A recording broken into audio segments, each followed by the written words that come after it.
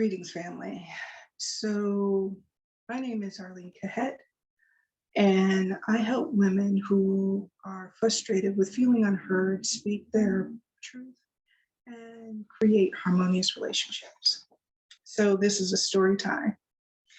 So, about 7 years ago, I had gone through this coaching process, and the coaching process was for relationship coaching. And a part of this thing was that at the end of the coaching, I actually had to implement what it was that I had learned through coaching and had to go out on dates with individuals. I had to go on dates and actually implement what I had learned.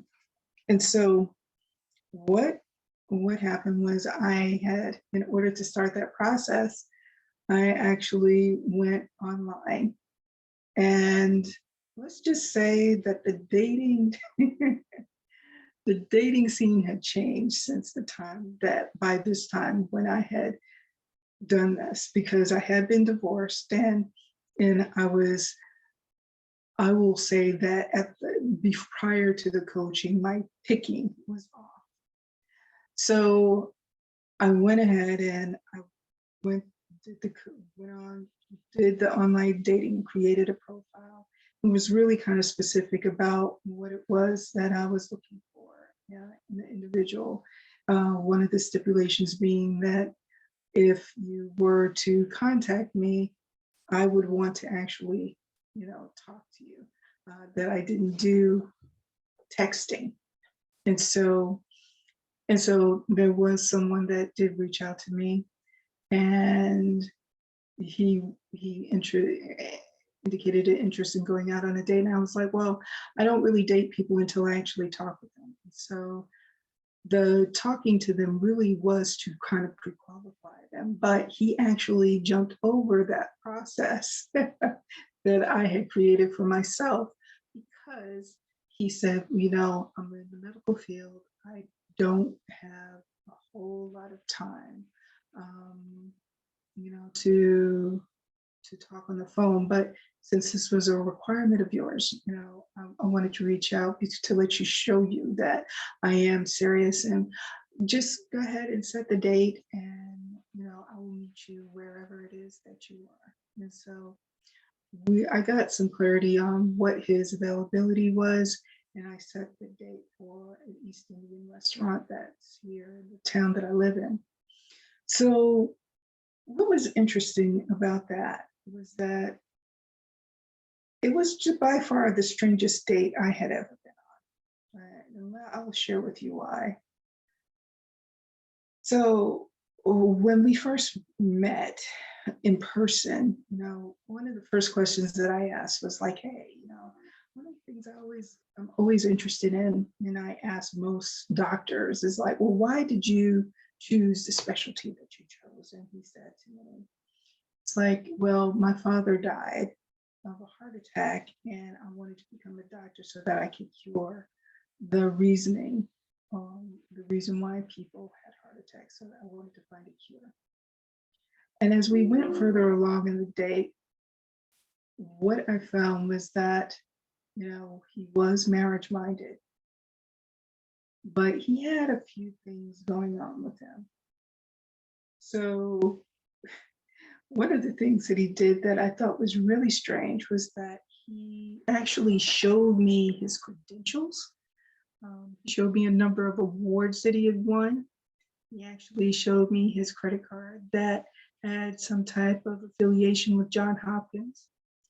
And the thought that really went through my mind was like, wow, you know, this guy, whoever he's been going out with, didn't believe that he was a doctor, which I just thought was strange. I mean, there was nothing, it was just strange.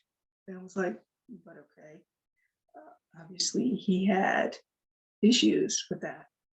The next thing was that he shared with me about his previous relationships, where the women that he was involved with had stolen money from him, had emotionally mistreated him, and he didn't know whether or not he would pick me.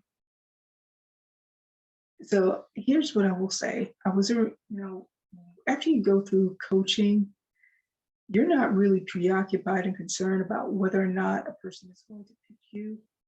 What you are concerned about is whether or not they qualify to even be a part of your experience.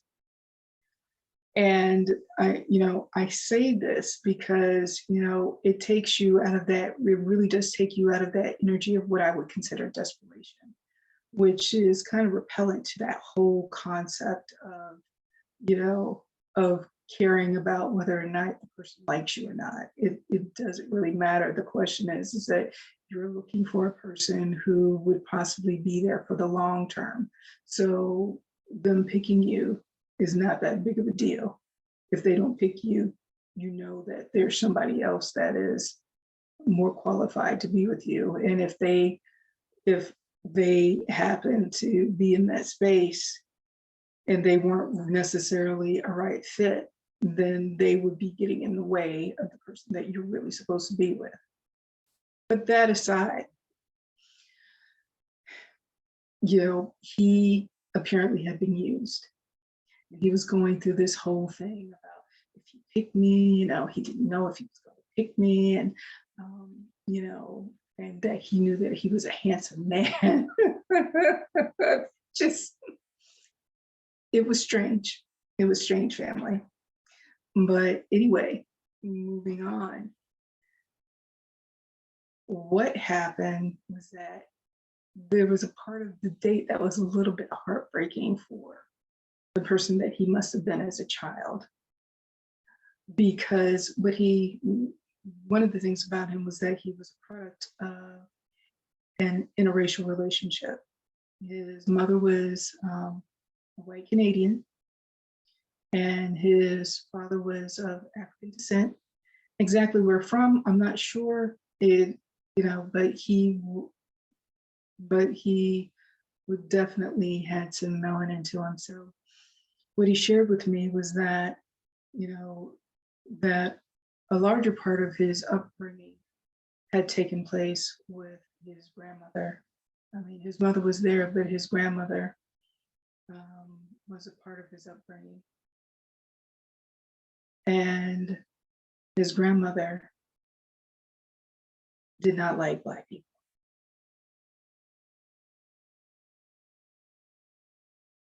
And he was constantly told how no good Black people were. Anything that could be said that was derogatory about people of color, she shared with him. And I will say that my heart broke for the child that he must have been.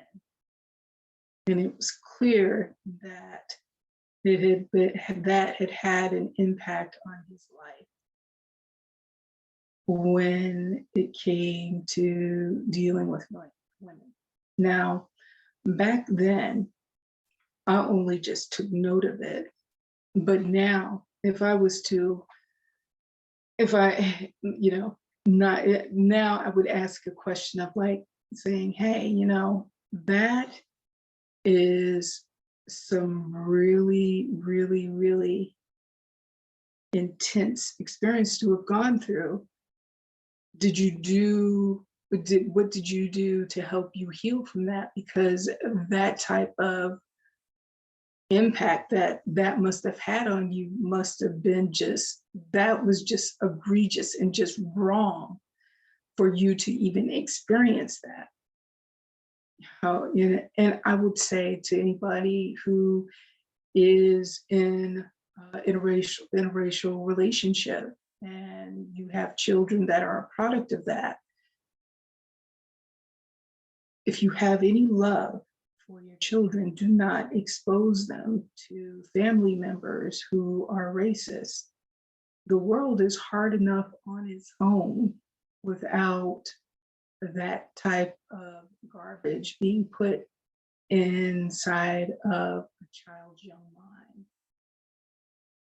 But that aside, I think that I could clearly see that many of his insecurities stem from that part of his experience. Moving forward. So, the other thing is that um, women had used him and used him for his money. And so he was trying to make a determination and see, pre-qualify me to see if I was a woman that would possibly be a user. Now, I don't know how he figured he was going to make that type of determination in that short amount of time, but oh well. So at the end of the date, you know, he he clearly enjoyed being on the date with me. He enjoyed the restaurant.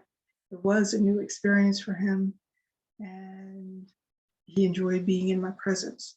And a larger part of that was just because I just saw this experience as being something that was fun. I wasn't, again, I was pre-qualifying him, but I did not come into that experience with the expectation that we were going to get married in the next couple of days.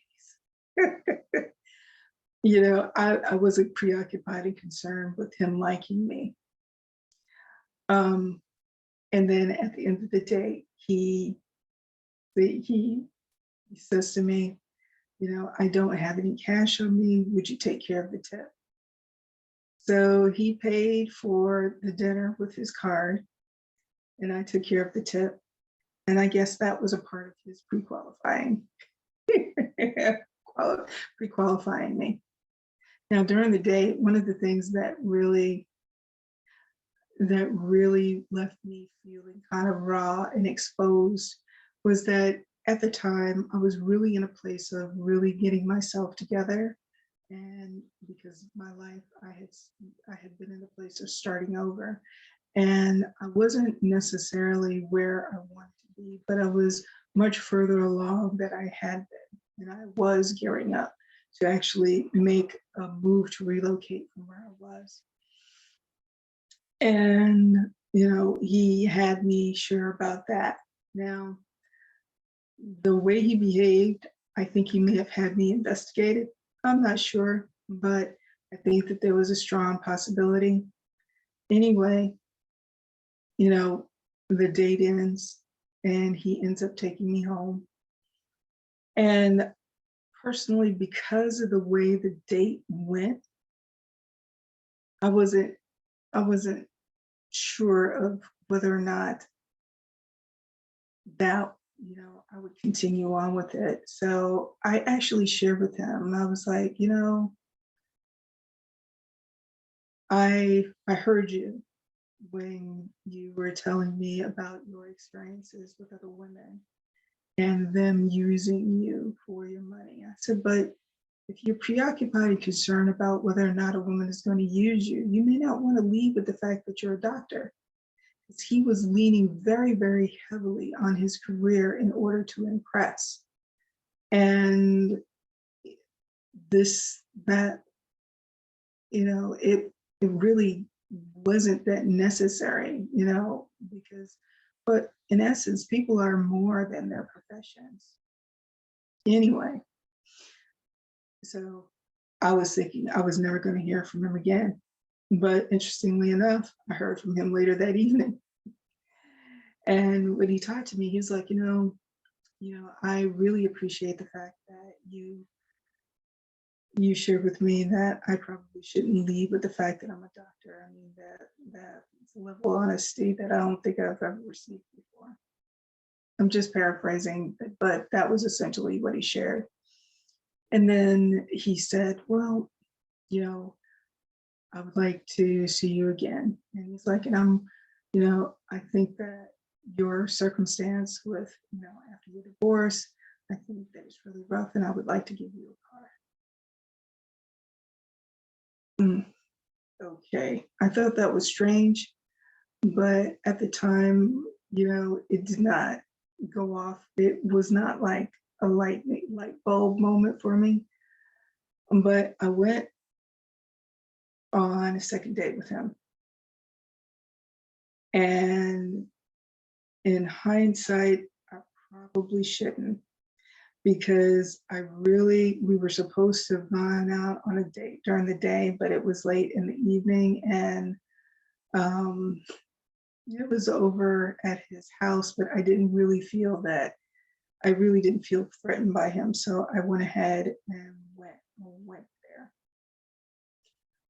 And what he proceeded to tell me was the expectations of, what life would be like for me when I'm with him, and how important money was, and how, things were going to be, and that I would go around to his businesses and pick up the money from his different businesses that he had, because he had real estate as well as a number of businesses. And he showed me some, purses that he was selling and some other things. And he also had a ministry down in his basement. And it was just strange. And, there were some other things around in his home that looked strange to me and did not really set me at ease and have me on high alert. That there were other people who quite possibly lived in the house, and I saw some children's shoes, and I did not.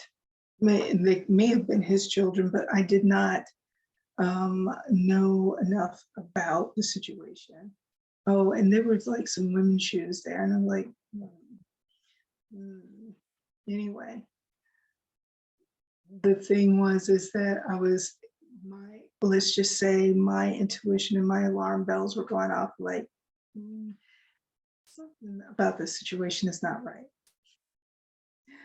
But at the time, and I will just say that the reason for me not being in a place of trusting my intuition is because the coaching was helping me to be a better picker. In the past, I had not been a great picker when it came to partners, but my alarm bells were going off about, when I thought about him and I together, there was something that was just saying, nope, this is not going to work. And so I talked to my coach, my business partner, and I was telling him about the date, just telling him things that I saw that were off and what have you. And I was doing all of this internet investigating to figure out what the thing was that was off. And he's like, wow, you're doing all of this. He's like, you're doing all of this searching, what have you. You're probably going to find out what the problem was. I was like, yeah. He was like, but your intuition told you that something was off. Why don't you just trust that? And for me, that was a light bulb moment. Just trust your intuition. Something was wrong there. It was a strange date. It looks like, you would be controlled by money, with this particular guy, because it's so important to him. Because that's all he saw a value in himself. So I contacted him and let him know that, we weren't a match and that I wished him well. Now, in hindsight, what I know is that he didn't love himself enough.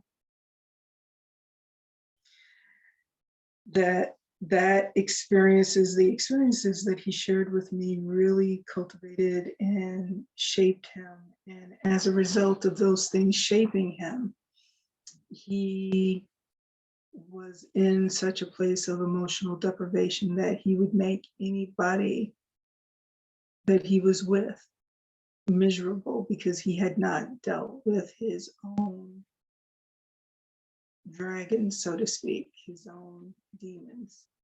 from his past and unpack the emotionally damaging situation that he was in and that he had been in. But that aside, that's it for this evening. Just trust what it is that your intuition is telling you. Yeah, with any given situation, because it's not going to guide you wrong. And you don't have to see how a person fits. You don't have to see, see or investigate to figure out what's wrong. If you get the nudge that something's wrong, go with it. Something's wrong. Anyway, that is it for this evening. May peace and power be with you wherever you go. Blessings, family.